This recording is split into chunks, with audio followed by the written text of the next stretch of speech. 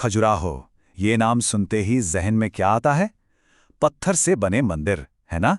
लेकिन ये सिर्फ मंदिर नहीं है।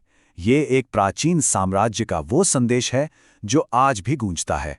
तो चलिए आज इन पत्थरों में छिपी कहानियों की परतों को खोलते हैं। जरा सोचिए, भारत के एकदम बीच में एक ऐसा साम्राज्य था जो गुमनाम हो गया, लेकिन जाने से पहले उसने अपनी पूरी कहानी, अपनी पूरी विरासत पत्थरों पर हमेशा के लिए लिख दी।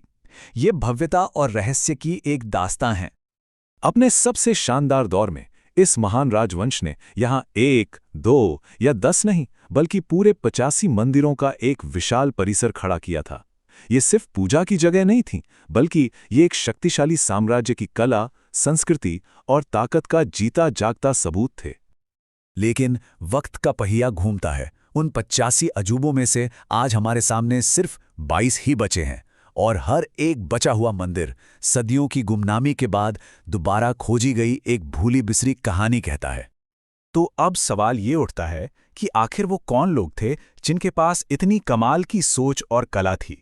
चलिए मिलते हैं इन शानदार मंदिरों के निर्माताओं से। ये थे चंदेल राजवंश के राजपूत शासक। देखिए, उनकी सोच सिर्फ राज करने तक सीमित नहीं थी। वो कुछ ऐसा बनाना चाहते थे जो वक्त को भी मात दे दे। और उन्होंने सच में अपने राज्य को कला और आस्था का एक ऐसा केंद्र बना दिया जैसा शायद ही कहीं और था। और ये सब उन्होंने कर दिखाया सिर्फ 100 सालों के अंदर। 950 ईस्वी से 1050 ईस्वी के बीच का वो दौर, वो वास्तुकला के निर्माण का एक सुनहरा दौर था, एक गोल्डन एज। और सबसे कमाल की बात क्या थी पता है? ये जगह सिर्फ एक धर्म के लिए नहीं थी। यहाँ हिंदू और जैन मंदिर एक दूसरे के साथ खड़े हैं। ये उस जमाने में मौजूद अद्भुत धार्मिक सद्भाव का एक बहुत ही शक्तिशाली प्रतीक है। तो ठीक है, इतिहास तो हमने जान लिया, पर आखिर इन मंदिरों की बनावट में ऐसा क्या खास है? चलिए अब जरा इनकी आर्किटेक्चरल स्टाइल यानी स्थापत्य शैली को समझते हैं। इन मंदिरों को उत्तर भारत की एक क्लासिकल स्टाइल में बनाया गया है, जिसे कहते हैं नागर शैली। इसकी पहचान बहुत सीधी है। आसमान छूते ऊंचे ऊंचे शिखर और पत्थर पर की गई इतनी बारीक कारीगरी कि देखकर यकीन न हो। अच्छा, चलिए इसे थोड़ा और आसान बनाते हैं। किसी भी नागर शैली के मंदिर के 3 मुख्य हिस्से होते हैं। पहला, गर्भगृह है। ये वो सबसे पवित्र अंदरूनी जगह है जहां देवता की मूर्ति होती है।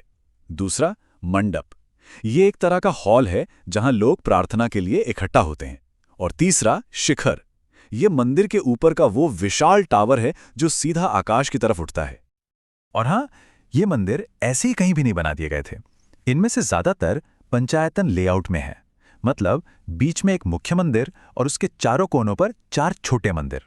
ये सिर्फ एक डिजाइन नहीं, बल्कि एक पूरी ब्रह्मांडीय व्यवस्था का प्रतीक है।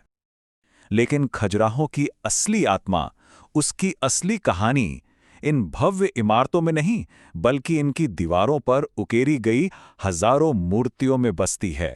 चलिए अब इन पत्थरों की कहानी सुनते हैं। तो सवाल फिर वही है, आखिर ये पत्थर हमें बताना क्या चाहते हैं? इनकी कहानी क्या है? ये पत्थर हमें दिखाते हैं कि जीवन के 2 पहलू हैं और दोनों ही जरूरी हैं। एक तरफ है आध्यात्मिक दुनिया, देवी देवता, ध्यान और मोक्ष की खोज। तो वहीं दूसरी तरफ है हमारी अपनी दुनिया, रोजमर्रा की जिंदगी, राजपाट, युद्ध, उत्सव और इंसानी रिश्ते। और अब आते हैं उन प्रसिद्ध मूर्तियों पर। इनका असली मतलब क्या है? हाँ, ये सच है कि उनमें से कुछ वात्सायन के कामसूत्र से प्रेरित हैं, लेकिन ये सिर्फ कामुकता का प्रदर्शन नहीं है। ये एक बहुत गहरे दर्शन को दिखाती हैं कि आध्यात्मिक और सांसारिक जीवन एक दूसरे से अलग नहीं है। ये मूर्तियां सिखाती हैं कि शरीर और आत्मा के बीच कोई लड़ाई नहीं, बल्कि एक तालमेल है, एक सामंजस्य है। तो हजारों साल बाद आज की दुनिया में इस प्राचीन अजूबे की क्या अहमियत है? आज खजुराहो को यूनेस्को ने वर्ल्ड हेरिटेज साइट का दर्जा दिया है, जो इसके ग्लोबल महत्व को और भी पक्का करता है।